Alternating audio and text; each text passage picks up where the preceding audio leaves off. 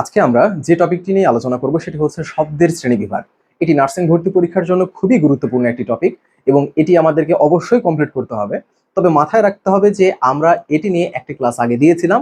আজকের যে ক্লাস এটি হচ্ছে দ্বিতীয় পার্ট। তাই অবশ্যই প্রথম পার্ট করে নিলে সম্পূর্ণ টপিকটা শেষ হয়ে যাবে ইনশাল্লাহ। আজকে আমরা মূলত শুরু করতে চেয়েছিলাম। চলো ক্লাস শুরুর আগে মাত্র 1 মিনিটে একটি বিজ্ঞাপন দেখে নেই। তোমার নার্স হওয়ার স্বপ্ন দুঃস্বপ্নে পরিণত হওয়ার জন্য শুধুমাত্র একটি কারণই যথেষ্ট, তা হচ্ছে সঠিক গাইডলাইন না পাওয়া। যদি ব্যর্থ না হতে চাও তাহলে অবশ্যই মেন্টরদের গাইডলাইন নেওয়া অনিবার্য। ফার্স্ট সেকেন্ড থার্ড টাইমারদের জন্য আমরা নিয়ে এসেছি এমন একটি কোর্স যা ইতিমধ্যে শিক্ষার্থীদের বিশ্বাস অর্জন করেছে এবং হয়েছে আস্থার প্রতীক। এই কোর্সের সব থেকে বিশেষ সুবিধাগুলো হলো, আমাদের কোর্সে ভর্তি হলে একটি টাকারও এক্সট্রা বই বাজার থেকে কিনতে হবে না। সব সাবজেক্টের কম্প্যাক্ট বইগুলো আমাদের কোচিং থেকেই দেওয়া হবে। মনে রাখবে, তুমি সেই কোর্সে এনরোল করছো যেখানে অলরেডি অসংখ্য শিক্ষার্থী সফল হয়েছে। তাদের রিভিউগুলো দেখলেই বুঝতে পারবে। চান্সপ্রাপ্ত শিক্ষার্থীদের কথা শুনে ভর্তি হও। ভাইয়ারে একটা বই এবং ভাইয়ার ক্লাসগুলোই যথেষ্ট। Kapasia, Gazipur. MN master nursing coaching সেরা, নার্সিং ইনস্টিটিউট, কিশোরগঞ্জ। হাতের সময় ছিল মাত্র 1.5 মাস। Nursing and midwifery, Jessore. ঠিক এরকম অসংখ্য রিভিউ ছড়িয়ে ছিটিয়ে রয়েছে, অসংখ্য চান্সপ্রাপ্ত স্টুডেন্টদের রিভিউ। আমাদের বই, বড় teacher panel, exam batch, routine, revision, এই সব কিছু এমন একটি কোর্সের মধ্যে পাচ্ছ যে কোর্স ফি তোমাকে অবাক করতে বাধ্য। একদম রিজনেবল, যেন তোমরা সবাই এনরোল করতে পারো। এরপর যদি ক্লাস কোয়ালিটি নিয়ে সন্দেহ থাকে আমাদের হোয়াটসঅ্যাপে নক করো, ডেমো ক্লাস দেখো, নিজে বিবেচনা করো। এই কোর্সে আরো অসংখ্য সিক্রেট ফ্যাসিলিটিস আছে যা অন্য কোথাও নেই। বিস্তারিত জানতে আমাদের হোয়াটসঅ্যাপে নক করো, আমাদের কোর্স সম্পর্কে সেখানে বিস্তারিত জানানো হবে। আবারও বলি, মনে রেখো, এই কোর্সে ভর্তি হলে পরবর্তীতে প্রিপারেশনের জন্য এক্সট্রা একটি টাকাও খরচ করতে হবে না। 01797710326 এই নাম্বারে হোয়াটসঅ্যাপ অথবা কল করে জেনে নাও বিস্তারিত। ফার্সি শব্দ থেকে এটা কিভাবে ইউজ হয়, কিভাবে পড়তে হয়, কি ধরনের প্রশ্ন হয়, সবকিছু আপনি জানতে পারবেন প্রথম পার্ট থেকে। ওইটা আগে করে আসবেন, তারপর এটা আপাতত জেনে রাখেন যে এটা নার্সিং ভর্তি পরীক্ষার জন্য খুবই গুরুত্বপূর্ণ। তো দেখেন, শুরুতে হচ্ছে ছন্দে ছন্দে আমরা ফার্সি ভাষা শিখবো। এটাকে দুই ভাগে ভাগ করা হয়েছে, ছন্দটাকে দুই ভাগে ভাগ করা হয়েছে। এটা একটা, এই যে পরে একটা। তো প্রথম ছন্দ হচ্ছে একদিন দরবারে। শুরুতে আমি স্ক্রিনশট নেওয়ার সময় দিচ্ছি। স্ক্রিনশট নিয়ে এই জিনিসটা আপনারা পরবর্তীতে নোট করবেন। আশা করি স্ক্রিনশট দিয়ে ফেলতে পারছেন। এখন আমি আসি। একদিন দরবারের এক বান্দাকে সরকারি চাকরি দিতে চাইলে, তো বান্দা দরবারে আসছে এবং দরবারে যে রাজা আছেন উনি সরকারি চাকরি দিতে চাচ্ছেন, যে মানুষটা অসহায়, তাকে আমরা একটা সরকারি চাকরি দিয়ে দিই। তো এটা দিতে চাইছে, দরবারের একজন বান্দাকে সরকারি চাকরি দিতে চাইলে মেথর সম্প্রদায়ের লোক হওয়ায় দপ্তরের কয়েকজন বদমাস জিন্দা জানোয়ার হাঙ্গামা শুরু করলেন। মানে যে লোকটাকে চাকরি দিতে চাইতেছে উনি ছিলেন মেথর, এবং এই কারণে যারা দরবারে বাকিরা ছিল তারা রাগ হয়ে গেছে যে মেথর সম্প্রদায়ের একটা মানুষ আমাদের সাথে কাজ করবে, এটা আমরা কিন্তু হইতেই দিব না। তো তারা তো আর মানুষ হইতে পারে না যারা মানুষকে ঘৃণা করতেছে। এই জন্য বলা হইতেছে যে দপ্তরের, রাজার দপ্তর ছিল, দপ্তরের কয়েকজন বদমাস জিন্দা জানোয়ার হাঙ্গামা শুরু করলো, গন্ডগোল শুরু করলো। রাজা এসব বরদাস্ত না করে, এগুলা রাজা সহ্য করে নাই। এগুলা এগুলা কেমন ধরনের কথা? একজনকে আমরা ছোট করব, সে আমাদের সাথে কাজ করবে, মেথর সম্প্রদায়ের লোক হওয়ার জন্য আমাদের সাথে কাজ করতে পারবে না। এই জন্য উনি বরদাস্ত না করে জামদানি বকশিসের পরিবর্তে বরখাস্ত করলেন। মানে আগে তো সভাসদ যারা ছিল তাদেরকে জামদানি বকশিস দিত, এখন আর দিবে না, ওইটা তো দিবেই না, তাদেরকে বরখাস্ত করে দিছে, তোমরা বের হও আমার এখান থেকে। এবং আদমি মানে হইতেছে মানুষ, আদমিদের জিন্দা গর্দান কাটলেন, গর্দান নিয়ে নিছে। তিনি ধর্মে বিশ্বাসী ছিলেন, মানতেন যে খোদা ফেরেশতাদের দিয়ে নামাজ, রোজা, বেহেশত, দোজক আর গুনাহের ওহী পয়গম্বরদের পাঠাতেন। তো দ্যাটস ইট। উনি যেহেতু ধর্মে বিশ্বাসী ছিলেন তাই সৎ পথে থাকছেন। উনি খোদা ফেরেশতাদের দিয়ে এটা বিশ্বাস করতেন যে খোদা ফেরেশতাদের দিয়ে নামাজ, রোজা, বেহেশত, দোজক আর গুনাহের ওহী পয়গম্বরদের পাঠাতেন। আচ্ছা, মানে ফেরেশতাদের দিয়ে পয়গম্বরদের মানে নবীদের নিকট তিনি হচ্ছে খবর পাঠাতেন না, তারা আবার আমাদেরকে এক্সপ্লেন করতো সেগুলা, তাই তো? আচ্ছা, এটা তাহলে 1 নাম্বার ছিল। এরপরে 2 নাম্বার আসো, ছন্দে ছন্দে ফার্সি শব্দ মনে রাখার 2 নাম্বার কৌশলটা আমরা একটু দেখি। আচ্ছা, এখানে কি বলছে? কারিগররা গুলশান থেকে আমদানি করে চশমা বানিয়ে বাজারের দোকানে পাইকারি রপ্তানি করতে যায়। ঠিক আছে, পাইকারি রপ্তানি করতে যায়। কি পরে যায় ভাই? পায়জামা পাঞ্জাবি পরে, মুখে রুমাল দিয়ে যায়। কারণ ওই যে কারিগররা গুলশান থেকে আমদানি করে, যে গুলশান থেকে আমদানি করে, গুলশান থেকে আমদানি করে আবার বাজারে বিক্রি করতে যায়, শরম লাগে মনে হয়, এই জন্য রুমাল দিয়ে যায়, পাঞ্জাবি পায়জামা পরে যায়, যেন চিনতে না পারে। এক সাগরেদকে তো এমনই একদিন সেল করতে চাইতেছে, বিক্রি করতে চাইতেছে। এক সাগরেদকে মানুষ মনে করছে জামাই, রাস্তা সাইড দিয়ে যাইতেছে, মানুষ মনে করছে এডে মনে জামাই, মানে তাদের জামাই আসার কথা ছিল ওই দিন, আর উনি যে এমনি করে পাঞ্জাবি পরে মুখে রুমাল দিয়ে যাইতেছে, তো মনে করছে এডে মনে জামাই। তোরে ধরে নিয়ে এসেছে, আসো আসো আমাদের জামাই চলে আসছে। তো ধরে নিয়ে এসে মুরগির পোলাও, মুরগির রোস্ট, মোরগ, বিরিয়ানি, জর্দা আর লাস্টে তরমুজ আর সবজি খাওয়াইছে, সেই জিনিস খাওয়াইছে। তো হিন্দু মেথর সাগরেরটা ওই যে যিনি গেছেন, তো উনি তো হিন্দু, তারপরেও পায়জামা পাঞ্জাবি পরে গেছেন, যে ছদ্মবেশে যাই যে। তো হিন্দু মেথর সাগরেরটা গালিচার তোষকে বসে বাদশাহ স্টাইলে আরামের আমের যে গোলাপ হাতে খাইছে। এরই মধ্যে একজনের সন্দেহ হয়েছে যে কিরে এটা কি আসলে আমাদের জামাই।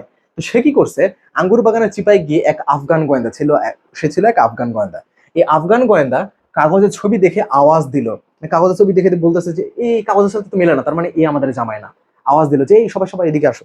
আচ্ছা, আওয়াজ দিলে সিপাহী পেয়াদারা বন্দি করে হুঁশিয়ার করে দিলেন। এই সিপাহী পেয়াদারা তখন ওই লোককে ধরে বলছে যে নেক্সট টাইম এই ধরনের করবি না, তোরা ভিতরে আনছে ভালো কথা, তুই তো লাস্টে বলবি যে না আপনারা ভুল করতেছেন। হুঁশিয়ার করে দিচ্ছে, সাবধান করে দিচ্ছে, বেশি কিছু করে নাই। That's it. তো ফার্সি শব্দ তারপরে আমরা কমা দিয়ে সবগুলো এখানে লিখে রাখছি, কমা দেওয়াগুলো তোমরা দেখে নিবা। আমি একটু এখানে দিতেছি, একটু সুন্দর করে নোট করে নাও, এখান থেকে সুন্দর করে তোমরা জিনিসগুলো স্ক্রিনশট নিয়ে নিতে পারবে। আচ্ছা আচ্ছা, আরেকটা কথা বলি, আগের ক্লাসে আমি যখন আরবি পড়াইছিলাম, মানে আরবি শব্দগুলো পড়াইছিলাম, তখন ওইটার স্ক্রিনশট নিতে দেওয়ার সময় দেওয়া হয়নি, তাই আমি এখানে রাখলাম আবারও, যাতে স্ক্রিনশট নিয়ে নিতে পারেন। আরবি যে শব্দগুলো রয়েছে এগুলোর সুন্দর একটা স্ক্রিনশট নিয়ে পরবর্তীতে নোট করে ফেলতে পারো। আচ্টা, এরপর আমরা দেখি ফার্সি শব্দটা পড়া হয়ে গেছে, এরপর আমরা নেক্সট শব্দে যাই। নেক্সট কোন ধরনের শব্দ? ইংরেজি শব্দ। এগুলার কোনো ছন্দ নাই, এগুলো পড়লেই বোঝা যায় যে এগুলো হইতেছে ইংরেজি শব্দ। একবার জাস্ট রিডিং করে নিবা, তাহলে এই জিনিসগুলো হয়ে যাবে। আমার পার্সোনালি আমি যখন পড়তেছিলাম তখন আমার কাছে পার্সোনালি যেটা সমস্যা মনে হয়েছিল ছোটতে, সেটা হচ্ছে এই যে লণ্ঠন আছে না, কোথায় গেল লণ্ঠন, এই যে লণ্ঠন, এই লণ্ঠন যে ইংরেজি শব্দ এটা আমি জানতাম না। লণ্ঠন মনে করতাম যে এটা মনে হয় দেশি একটা শব্দ হইতে পারে। তো এইগুলো একটু দেখে নিও, নিজে একটু পড়ে নিও। তারপর দেখো পর্তুগিজ শব্দ, ছন্দে ছন্দে পর্তুগিজ শব্দ। আচ্ছা, ইংরেজি শব্দের স্ক্রিনশট দেওয়ার জন্য তোমাদেরকে সময় আমি করে দিচ্ছি। তোমরা জানো যে আমরা এইগুলো কিন্তু আমাদের বই থেকে দিয়েছি এবং বইটা খুব সুন্দর করে লেখা হয়েছে। তোমরা চাইলে স্ক্রিনে দেখানো হোয়াটসঅ্যাপ নাম্বারে যোগাযোগ করে বইটা কিন্তু কালেক্ট করে ফেলতে পারো। ইংরেজি শব্দ এখানে কি কি দেওয়া আছে ভাইয়া, তোমরা আশা করি স্ক্রিনশট নিয়ে ফেলছো। এখন পর্তুগিজ শব্দে আসো। পর্তুগিজ শব্দটা আমি আগে স্ক্রিনশট দেওয়ার সময় দিয়ে দিচ্ছি, তারপরে তোমরা পড়া শুরু করো। এখানে বলছে কি, পর্তুগিজ শব্দে পর্তুগিজ পাদ্রি, পাদ্রি মানে হইতেছে, ধরো যে আমাদের মসজিদে যেমন আমরা মুয়াজ্জিন সাহেব রাখি না, ঠিক তেমনই পাদ্রি মানে ওই যে পাদ্রি বহিরা নবীজিকে দেখে চিনতে পারছিল, তো ধরে নাও ওই ধরনেরই একজন, বুঝতে পারছো? আমরা যেরকম মসজিদে মুয়াজ্জিন রাখি বা খাদেম রাখি, ঠিক তেমন। তো পাদ্রি ও কি করবে, ওর কাজ হচ্ছে গির্জা পরিষ্কার করা, গির্জার দেখাশোনা করা। ও কি করে দেখো, ওইখানে গিয়ে পাগলের মতন এই পর্তুগিজ পাদ্রি, শুরুতে পর্তুগিজ লিখে রাখছি, যেটা যে পর্তুগিজ ছন্দ সেটা যেন মনে থাকে। তো পর্তুগিজ পাদ্রি মিষ্টি, আলকাত্রা, ইস্পাত, পেরেক, আলপিন, এগুলা গির্জার গুদামে, ওই গির্জা যেটা আছে ওই গির্জার গুদামে কামরায়, কামরা মানে ঘর, তো কামরায় চাবি দিয়ে রেখে দেয়। কি কি রেখে দেয় আশা করি যে দেখতে পারতেছো, রাখে আলমারিতে। কোথায় রাখে? এগুলা আলমারিতে রেখে দেয়। বালতিতে আনারস, আতা, পেঁপে, পেয়ারা, ফুলকপি, এগুলা ইস্ত্রি করা তোয়ালে দিয়ে ঢেকে রাখে। এই জিনিসগুলো সে বালতিতে ইস্ত্রি করা তোয়ালে দিয়ে ঢেকে রাখে। তো এইগুলা দেখে পাড়ার মানুষ আর সহ্য করতে পারে না, যে এগুলা কি করতেছে, টাকা দিয়ে রাখতেছি এগুলা করার জন্য, এগুলা গির্জার মধ্যে সে যত্ন না করে এই আজিব আজিব কাজকর্ম করে বেড়াইতেছে। একজন বলতেছে আরেকজনের টার্গেট দিতেছে, তুই যদি ওরে মারতে পারোস তাহলে আমি তোর গিফট দিব।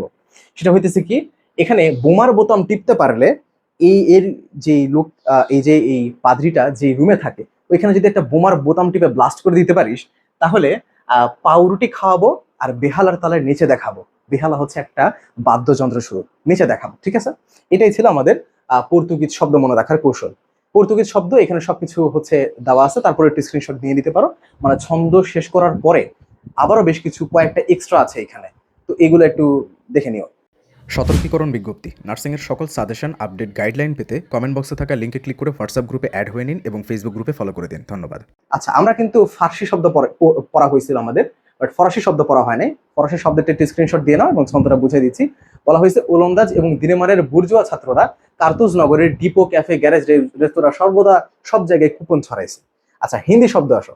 হিন্দি শব্দে কি বলছে, তাগরা টহল পুলিশ দেখে, তাগরা মানে একদম শক্তিশালী, তাগরা পুলিশ দেখে ধাপ্পাবাজ জরু মানে ঘরে এসে ভয়ে ছিটকানি লাগাই দিছে, ছিটকানি লাগাই আর লাগে জঙ্গলের মধ্যে লুকায়। ঠিক আছে, এইগুলাই বেশি কিছু না।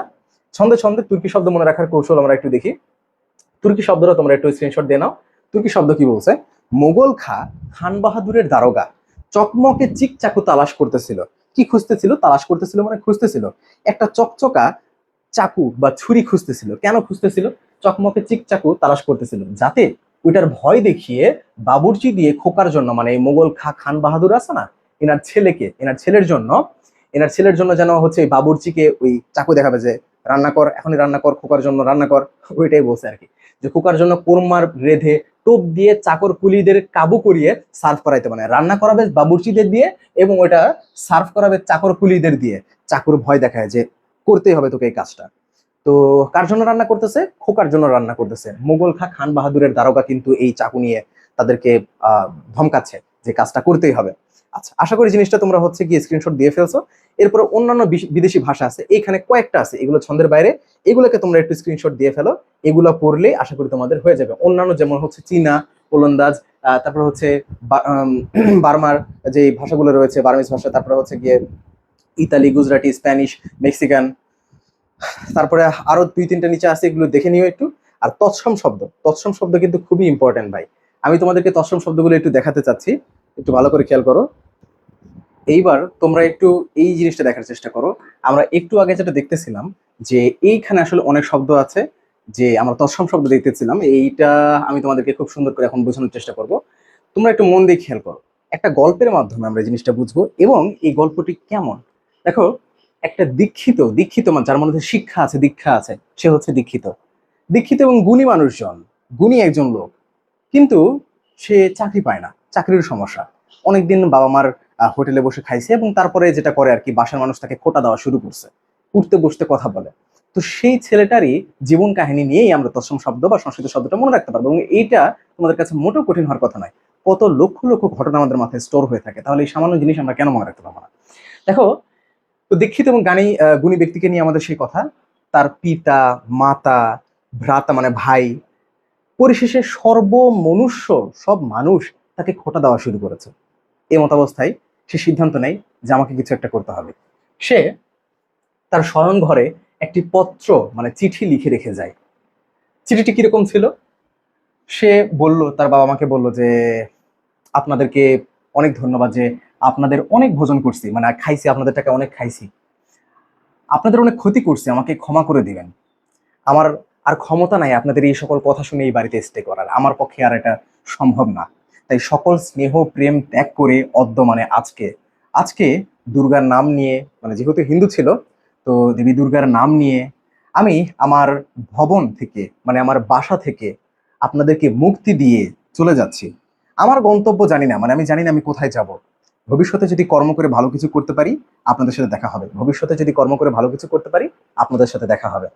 এটা বলে সে চলে গেল এবং একটা জায়গাতে গিয়ে সে স্টে করলো। তো ওই জায়গার বর্ণনা একটু দিচ্ছি যে ওই জায়গাটা কেমন ছিল, একটু মাথাতে চিন্তা করো। তোমাকে মুখস্থ করা দরকার নেই ওই জায়গাতে কি ছিল। তুমি একটা জায়গাতে ধরো বসে আছো, একটা লোকটা জায়গায় বসে আছে, প্রস্তরে পাথরে এরকম হেলান দিয়ে বসে আছে, সামনে নদী বয়ে যাচ্ছে, উপরে মাথার উপরে সূর্য, সামনে পাহাড় আছে, পাহাড়ের সাইড দিয়ে নদী বয়ে যাচ্ছে, আর পাহাড়ে হেলান দিয়ে এভাবে বসে আছে, প্রস্তর বা পাথরে হেলান দিয়ে। সেটাই বলছে। দেখো, যাক, মাথার উপরে সূর্য, তো ওই সূর্য মনে রাখলেই তুমি রবি মনে রাখতে পারবা, কারণ রবি হইতেছে সূর্যের সমার্থক শব্দ। তো রবি মনে রাখলে শশীও মনে রাখতে পারবা, শশী মানে চাঁদ। তারপরে দেখো, তাহলে সূর্য আছে জন্যই তো মধ্যাহ্ন হয়, বিকেল হয়, অপরাহ্ন মানে হচ্ছে মধ্যাহ্ন মানে দুপুর, আর অপরাহ্ন মানে হচ্ছে বিকেল। এগুলো তো সূর্য আছে জন্যই হয়। তো সূর্য মনে রাখতে পারলে আমরা শশী, রবি, মধ্যাহ্ন, অপরাহ্ন মনে রাখতে পারবো। এবং সে কোন জায়গায় যেন বসে আছে, সেটার এক্সপ্লেনেশন কেমন ছিল? জল বয়ে যাচ্ছে, জল মানে নদী মনে রাখলেই জল আসলে মনে রাখা যায়। জলদ মানে কি জানো? জলদ মানে হচ্ছে যেখানে পানির আধার, যে জল দেয় তাকে জলদ বলা হয়।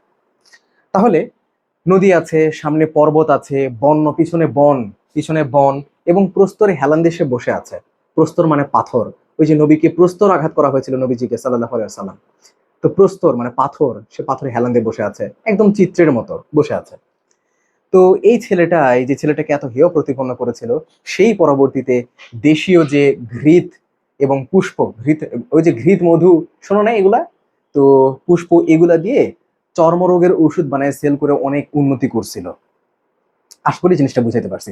তাহলে তৎসম বা সংস্কৃত শব্দের মাধ্যমে, একটা ছন্দের মাধ্যমে আমরা তৎসম বা সংস্কৃত শব্দ সম্পূর্ণ শেষ করতে সক্ষম হলাম, এবং শব্দের শ্রেণীবিভাগ সম্পর্কিত যতগুলো ছিল আমরা সবগুলো ছন্দের মাধ্যমে এক্সপ্লেনেশন দিয়েছি এবং শেষ করার চেষ্টা করেছি। ধন্যবাদ সবাইকে।